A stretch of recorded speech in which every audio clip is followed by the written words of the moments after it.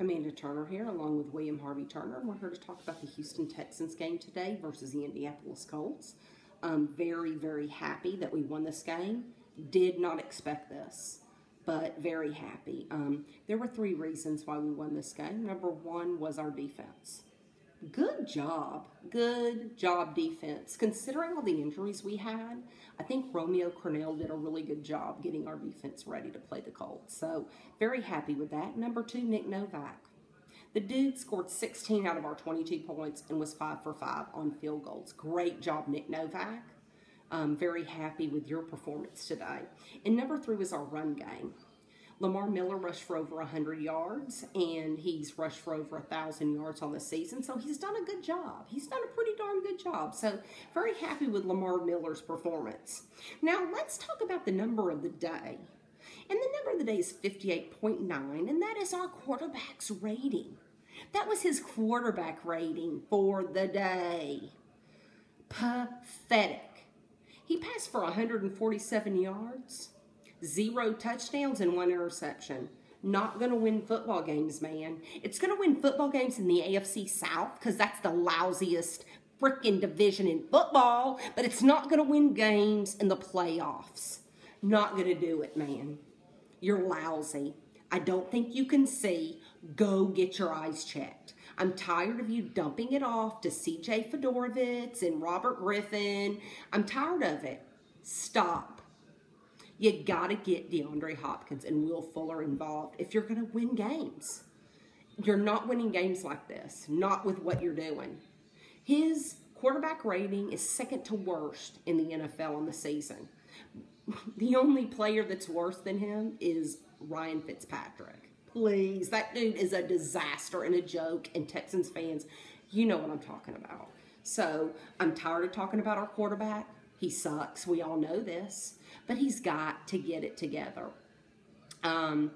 We've got, to me, the surprise game was the Tennessee-Denver game. Tennessee beat Denver. Very shocking. So we need to watch out. We have the same record, and the only reason why we are leading the division is because Tennessee's have not won as many games in the division that we have. So we are lucky that we're leading the division because of that. So we should win our division, should. We still have to play Tennessee one last time, and that's the last game. So we should win. Next game, the Steeler game, Le'Veon Bell. Good Lord. That dude is an animal. He rushed for over 230 yards for 3 touchdowns. He's a wow. Thank you. You scored me over 50 points in fantasy. You're a badass, Le'Veon Bell. He is a badass. He's a badass running back.